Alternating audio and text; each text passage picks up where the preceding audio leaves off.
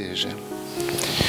E hoje temos a alegria de ter o Sr. Paulo Henrique Quesorim, trabalhador da casa, que vai nos falar sobre Adão na visão espírita. Jesus te ilumine. Muito obrigado. Bom dia a todos. Que o amor de Jesus nos envolve. Apesar de estamos um pouco afônicos, queremos chegar até o fim da palestra. E com o apoio dos nossos mentores espirituais e a torcida de vocês, nós conseguiríamos cumprir a nossa tarefa.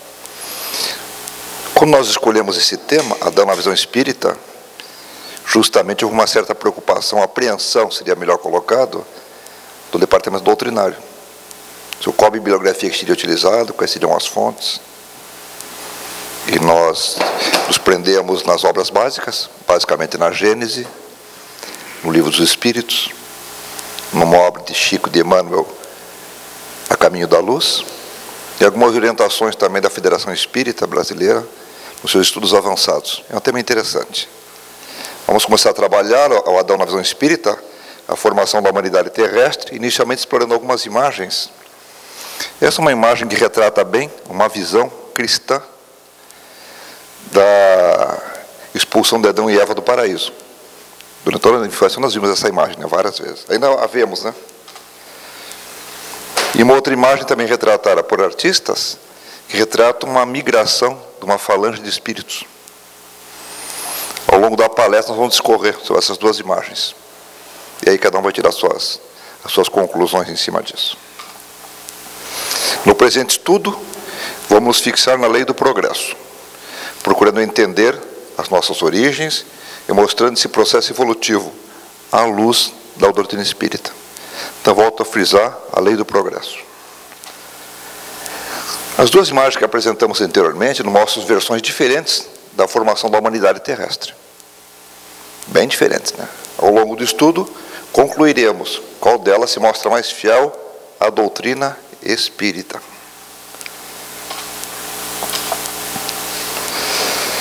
Neste entendimento e à luz da doutrina espírita, vamos expor como se deu a formação da humanidade terrestre, considerando algumas questões. Então, nós vamos partir de certas assertivas, para a partir dela desenvolvermos o nosso trabalho. Adão e Eva e o paraíso, qual a representação simbólica dessas figuras para a humanidade à luz da doutrina espírita? Toda a humanidade é oriunda dessas figuras? É uma questão. E a segunda, raça adâmica, teve um início? Terá um fim? Aonde se instalaram inicialmente? Em que estágio nos encontramos de transição planetária? Então, temos essas duas questões, aquelas duas imagens, nós vamos conduzir a mais ou menos os parâmetros que vão balizar a nossa palestra. A bibliografia, conforme falei para vocês, é essa que está aí registrada: o Evangelho segundo o Espiritismo, a Gênese, A Caminho da Luz, o Livro dos Espíritos e também um complemento lá da Federação Espírita Brasileira, no estudo aprofundado da doutrina espírita, Programa e Filosofia de Ciências Espíritas, no roteiro 30, a formação da humanidade terrestre. Então, balizamos, essas são as obras que direcionaram o nosso estudo.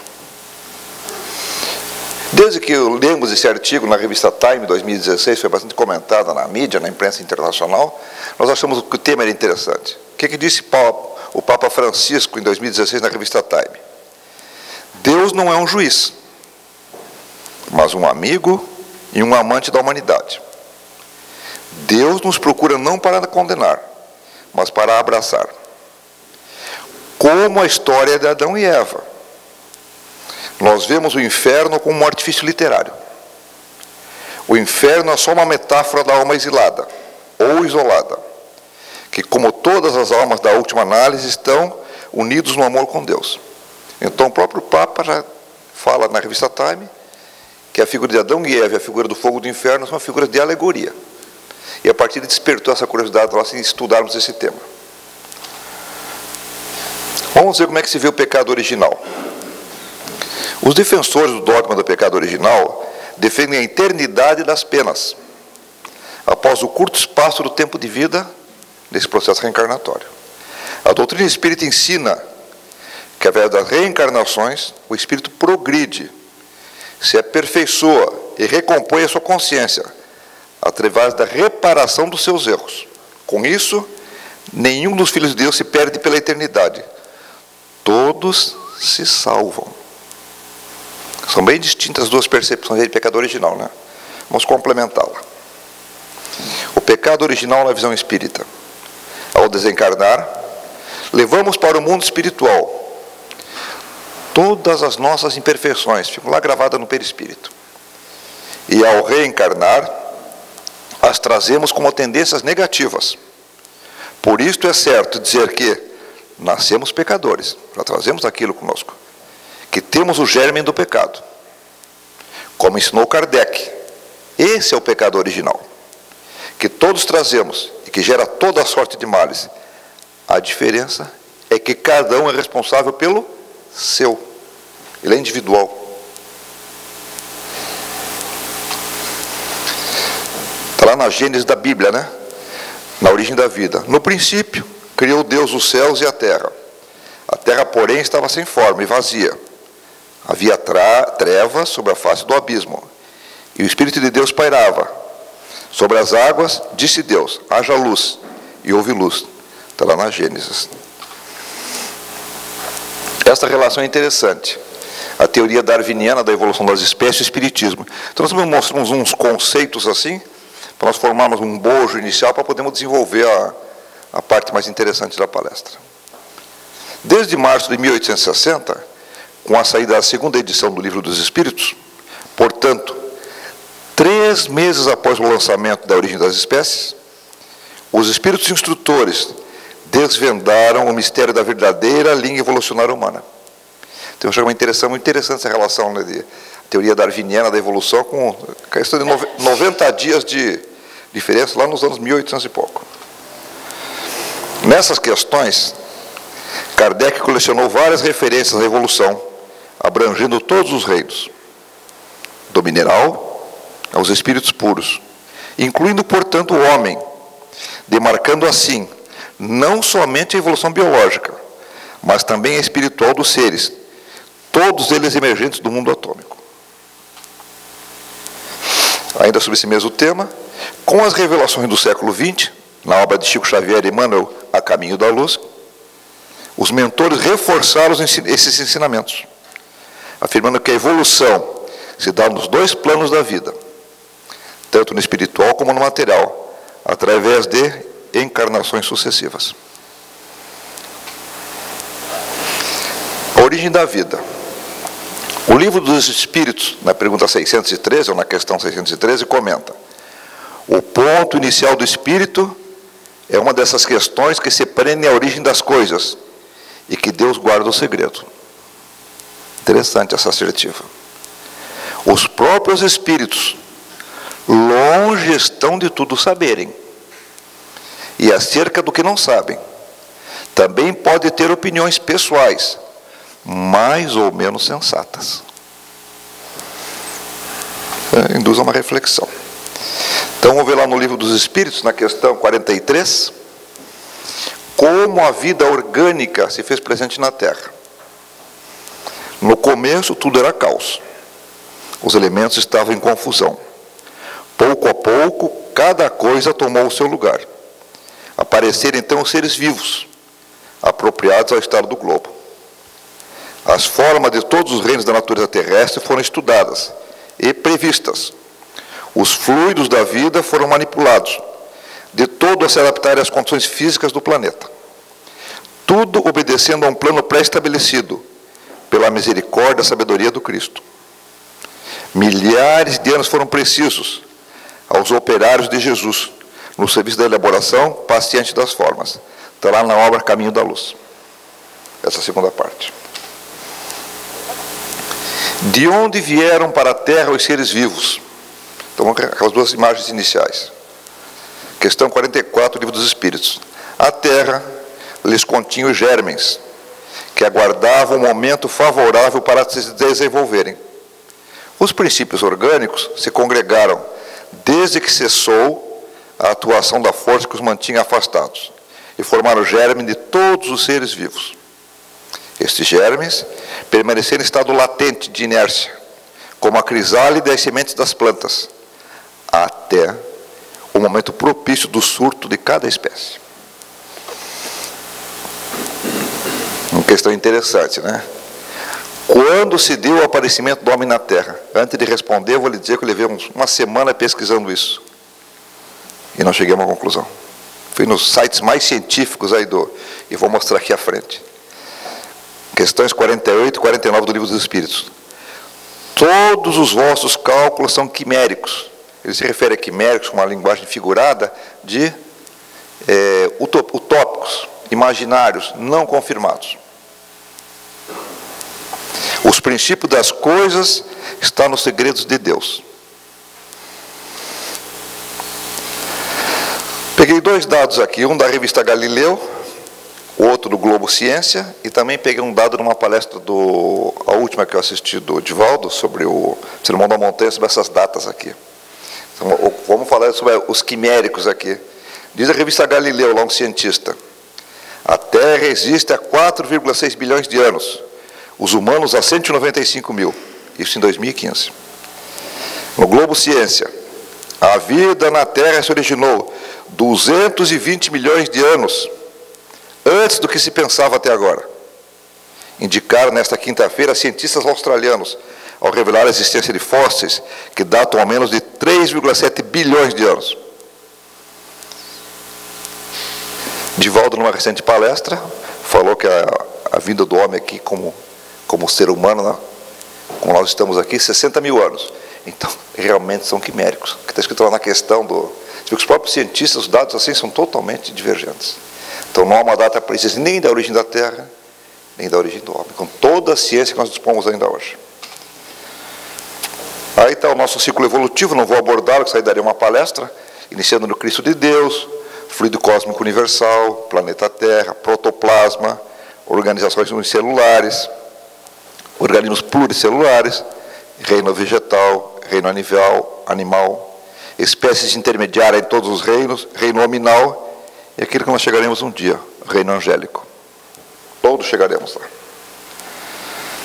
Voltando à temática lá do Adão e Eva e o Espiritismo.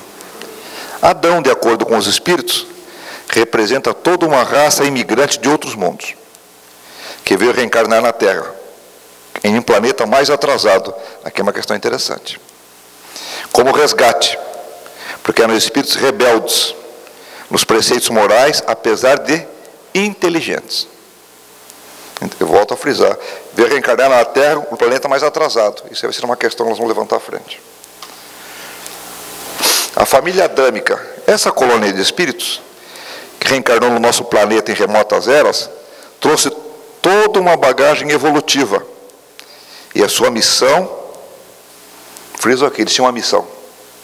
Missão. Era levar o progresso às demais raças nativas, que estavam ainda em processo de despertamento. Então, volto a frisar o slide anterior, que eles vieram para o planeta mais atrasado, e destaco aqui a palavra missão, em termos do entendimento dos próximos slides. As recentes descobertas da antropologia e da arqueologia não só têm confirmado essas teorias, como têm fornecido argumentos em favor da tese do povoamento simultâneo de várias regiões do planeta. Por meio de povos que, embora oriundos de uma única raça, a raça humana, apresentavam características físicas distintas, o que explica sua origem diversificada e seu desenvolvimento independente. Aí uma questão lá do Livro dos Espíritos. O homem surgiu em muitos pontos do globo terrestre? Sim, em épocas várias, o que também constitui uma das causas da diversidade das raças. Depois, dispersando-se, os homens por climas diversos e aliando-se de às outras raças, novos tipos se formaram. Achou-se a terra assim povoada de espíritos de diversas categorias, mais ou menos aptos ou rebeldes ao progresso. Recebendo os corpos a impressão do caráter do espírito e procriando-se esses corpos na conformidade dos respectivos tipos, resultaram das diferentes raças, quer quanto ao físico, quer quanto ao moral.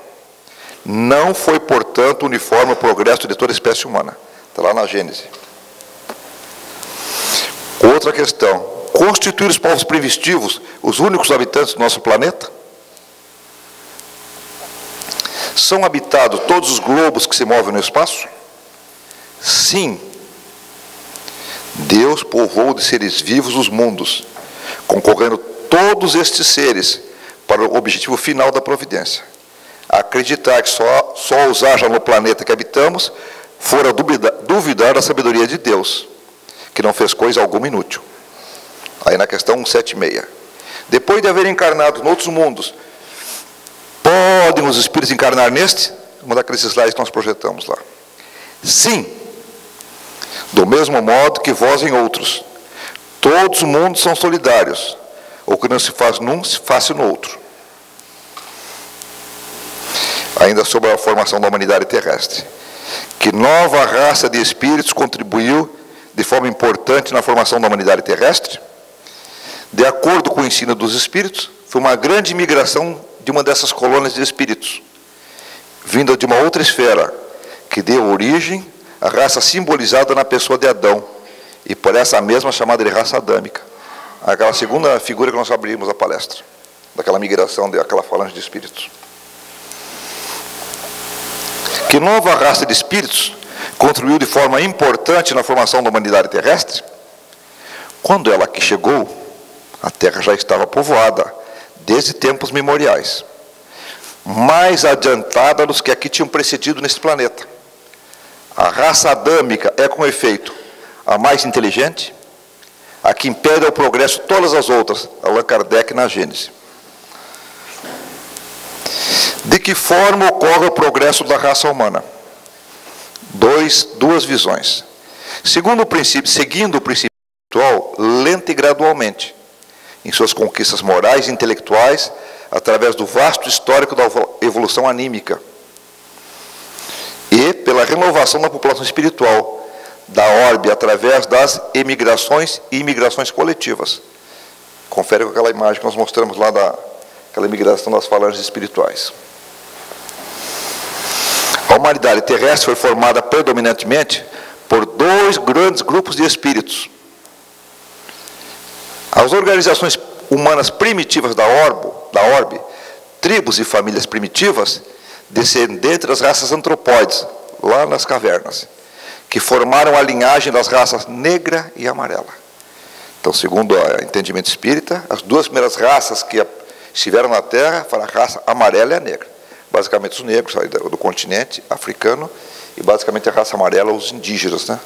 Ainda em fases bastante rudimentares. Outra assertiva, a coletividade de espíritos procedentes de outra constelação, as raças adâmicas. Então ele já vai definindo, ele vai começando a fechar o funil, né? Como é que o espiritismo vê essa formação do homem na Terra, na orbe terrestre. Ele fala sobre a raça imigrante e a raça adâmica. Há muitos milênios, um dos orbes de Capela, a constelação do Cocheiro, que guarda muitas afinidades com o globo terrestre, atingir a culminância de um de seus extraordinários ciclos evolutivos. Alguns bilhões de espíritos rebeldes lá existiam, dificultando a consolidação das penosas conquistas daqueles povos, cheios de piedade e virtudes. Mas uma ação de saneamento geral os alijaria daquela humanidade. Aí está a constelação do Cocheiro, não vou me deter muito nela. Ela já recebeu da constelação Sírius. O Cocheiro já era uma evolução de Sírius.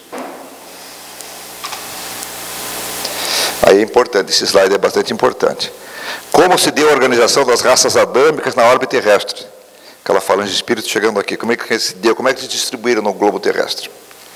Aqueles seres decaídos e degradados, a maneira de suas vidas passadas no mundo distante de Capela, com o transcurso dos anos, reuniram-se em 4 grandes grupos, obedecendo às afinidades sentimentais e linguísticas que os associavam na constelação do Cocheiro. Unidos, novamente na esteira do tempo, formaram desse modo 4 grupos.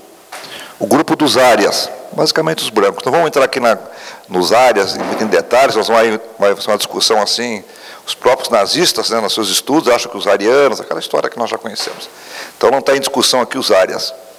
Segundo o entendimento das várias localizações que nós estudamos da localização dos árias inicialmente, falando que foi a Pérsia antigamente, seria Irã, Iraque, também chamam de indo-europeus. A antropologia vai dizer que nasceram no Báltico, outros não sei onde, não entendo. Então, para nós espíritos, chamavam indo-europeus, eles iniciaram ali a migração deles na região que seria a antiga Pérsia, Irã, Iraque. Depois, eles entraram nos outros continentes. Visão espírita. A civilização do Egito foi o segundo grande grupo. O povo de Israel, os hebreus. E as castas da Índia, os hindus. Então, esses 4 grupos deram origem a toda a nossa obra. Já existia aqui, voltando, a raça negra, no estado bem rudimentar de desenvolvimento, e a raça amarela. Desenvolvimento tanto espiritual como desenvolvimento, assim, qualidade de vida, não tinha nenhuma. Então, essa raça adâmica veio para dar essa qualidade. As 4 grandes massas de espíritos que migraram para o nosso planeta formaram os pródromos de toda a organização das civilizações futuras, introduzindo os mais largos benefícios na ceia das raças amarela e negra, que já existiam. Esse pródromos, o nosso Divaldo gosta muito, ele fala pródromos, pródromos antecedentes. A medicina usa isso, são sinais assim, evidentes, próximos do parto, de uma mulher que vai se manifestar, são os pródromos. E ele usa aqui uma linguagem linguística, né, que são os antecedentes de todas as civilizações futuras. Então ele usa a palavra pródromo. Então nas palestras do Divaldo, você vai ver bastante, ele usa a palavra pródromo. Podem os espíritos reencarnarem em um mundo relativamente inferior ao outro que já tiveram? Lembra daquela questão que eu falei da missão? E o cara podia retroagir, pô, estou no mundo, vou para o mundo inferior? Olha o que responde aqui o Livro dos Espíritos. Na questão 7.8. Sim, quando em missão. Então a raça adâmica veio aqui para cumprir missão. Não pode retroagir o espírito. Quando em missão, com o objetivo de auxiliarem no progresso, caso em que aceitem, alegres as tribulações de tal existência, proporcionar meio de se adiantarem. Eles aceitaram. Foi uma migração espontânea. Pode se dar por expiação? Pode Deus degradar para mundos inferiores espíritos rebeldes? Aí na questão 7.8. Os espíritos podem conservar-se estacionários, mas não retrogradam. Isso é, não retroagem. Isso é o processo evolutivo. Em caso de estacionamento, a punição deles consiste em não avançarem, em recomeçarem no mundo conveniente à sua natureza. As existências mal empregadas. Na gênese bíblica, Adão e seus descendentes são representados como homens inteligentes e laboriosos, aptos para as artes e as ciências, sem passar pela infância da inteligência, o que não é próprio das raças primitivas, comprovado que já eram espíritos mais evoluídos. A raça adâmica, né? Quando a raça adâmica chegou à Terra, ela já estava povoada desde os tempos memoriais, já vimos isto. Exemplificando, seria como a chegada dos europeus aos nossos novos continentes da América e Oceania, levando consigo a civilização, a cultura, para o auxílio do desenvolvimento desses povos nativos, primitivos, mas também trazendo como herança mazelas morais, típicas de espíritos imperfeitos. Eles trouxeram muito para a humanidade de se desenvolver, mas também trouxeram, eles eram espíritos imperfeitos. Trouxeram essas mazelas morais, também está escrito aqui. Considerações finais. O homem de hoje, racional e dotado de inteligência, entendendo a história de Adão e seus descendentes como uma simbologia, poderá daí tirar os aspectos morais dessa mensagem, de respeito às leis divinas, compreendendo a lei de causa e efeito.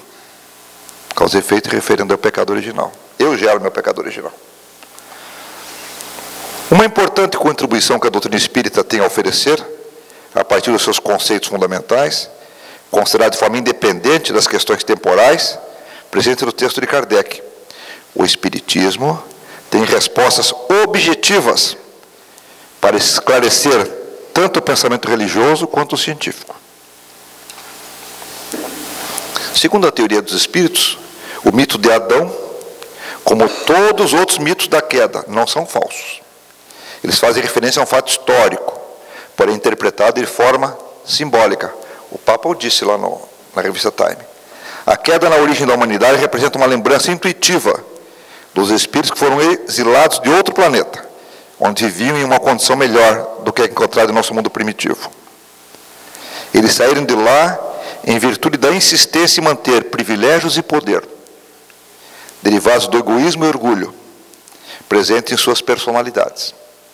Quando aqui chegaram, contribuindo para o surgimento da civilização, viviam, todavia, uma angústia de estar vivendo num mundo sem recursos, sem conforto, junto a uma população nativa, simples e ignorante. O contato desse grupo de espíritos, as lembranças intuitivas do planeta melhor que deixaram, formaram as imagens do paraíso, da queda, do homem culpado pelo erro, que busca reconciliar-se com a divindade para merecer um retorno ao mundo feliz. Todos os sentimentos e conflitos estão presentes no mito Adão e Eva. Conclusões. Assim sendo, podemos dizer que Darwin indicou o caminho inicial, na sua teoria da evolução das espécies. Iniciamos a nossa saga evolutiva, nos primeiros albores do princípio inteligente no planeta, vestindo os corpos simples de amebas, bactérias e vírus, sem reencarnação, porém os elos da teoria darwinista não se fecham. Do mesmo modo que sem a inteligência e o planejamento dos espíritos superiores, a seleção natural não conduziria o princípio inteligente à sua verdadeira destinação. Isto é, os exilados vivenciam um processo evolutivo, intelecto e moral, que é natural dos espíritos, como explica o Espiritismo. Todos evoluem a partir de suas escolhas, conforme se elabora paulatinamente o livre-arbítrio, vida após vida. Essa é a imagem final que eu deixo para a nossa reflexão sobre o processo evolutivo de Adão na visão espírita. Essa é a imagem que eu gostaria de passar para vocês. Tenham todos um bom dia e obrigado pela atenção. Nós agradecemos ao Paulo pelas colocações, pelas reflexões, e aproveitamos para desejar a todos também um ótimo domingo, e lembrar como a lei divina é bacana, né? Como ela é linda, que espíritos que estavam em capela atrapalhando o desenvolvimento do planeta, para eles uma punição, um burilamento na sua evolução moral são trazidos aqui para a Terra. E para nós um pouco de evolução, que o contato de espíritos mais avançados nos fez avançar um pouco mais rápido. E hoje o processo se repete em nosso planeta, né, que está em transformação. Da mesma forma, aqui também muitas pessoas ainda atrapalham a evolução. A gente vê todo dia nos noticiários, né, as coisas ruins que estão acontecendo por aí. É o processo acontecendo também. Muitos espíritos não vão acompanhar mais a onda vibratória do nosso planeta, vão ser levados a encarnar em planetas inferiores. Também levando esse conhecimento daqui, da mesma forma, levando o progresso ao contato das civilizações que vão encontrar pela sua frente, né? Então, a lei de Deus é cíclica, dá chance a todos nós e ninguém se perde, né? Isso é o lindíssimo da lei divina. Mais uma vez, obrigado ao Paulo.